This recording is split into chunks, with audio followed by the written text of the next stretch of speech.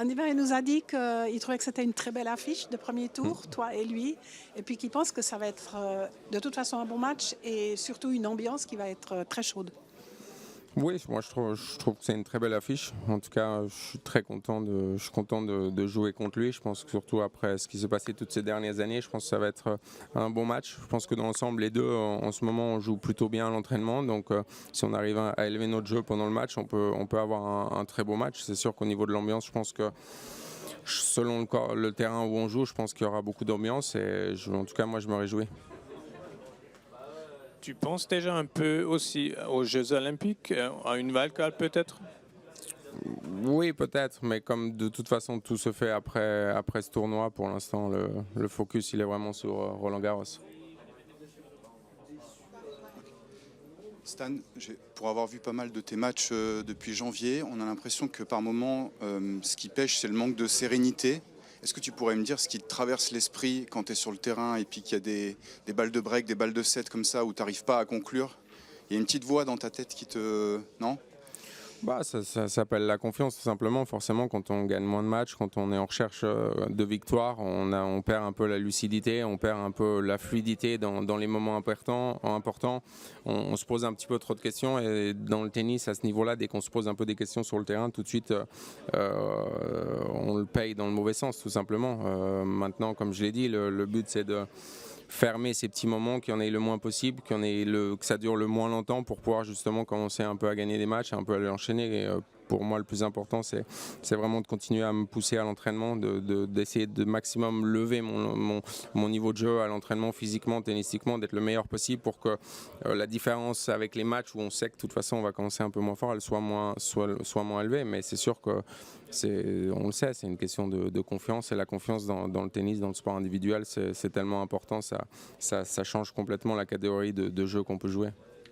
Il y a une image qui m'a marqué, je crois que c'est à Buenos Aires quand tu perds contre Jarry, tu es en larmes quasiment en conférence de presse. Enfin, après tout ce que tu as fait dans ta carrière, tu as 3 grands chelems, comment est-ce qu'à 39 ans, tu arrives encore à, entre guillemets, à te mettre dans cet état-là émotionnel après une défaite?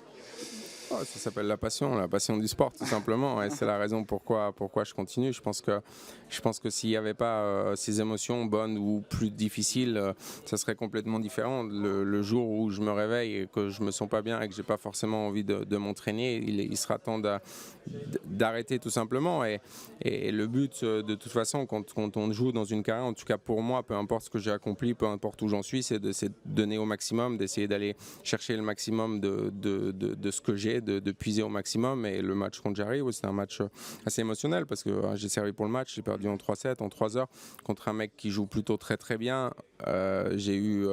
J'étais en Argentine avec le public qui chantait mon nom et tout, donc il y a plein de choses qui font qu'à 39 ans tu dis ah ouais, c'est cool, j'ai quand même accompli pas mal de choses, ça fait plaisir d'avoir autant de soutien même dans d'autres pays.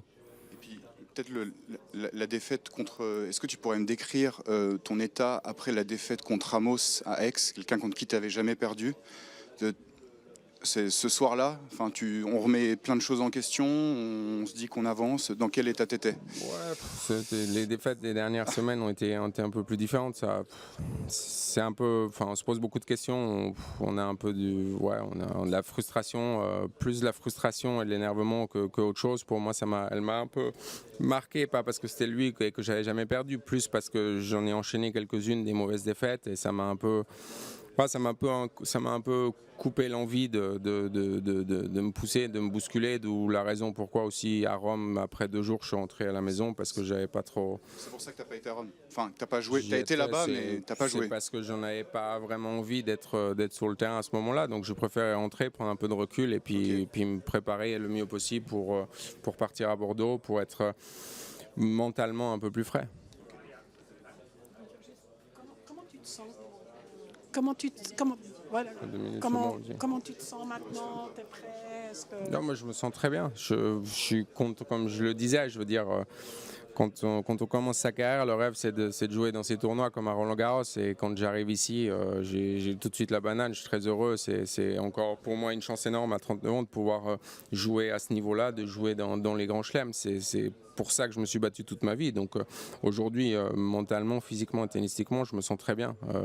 J'ai l'envie. Maintenant, forcément, il va falloir commencer à gagner des matchs pour que la balance elle reste un peu là, parce que ça a toujours été une facilité pour moi de m'entraîner, de mettre les efforts à l'entraînement, mais il faut qu'il y ait un retour aussi au niveau des matchs. Si les résultats n'avancent pas, c'est qu'il faut se poser 2-3 questions. Mais encore une fois, dans le fond, je suis vraiment positif parce que mon niveau de jeu peut être très bon, donc à moi de trouver les solutions.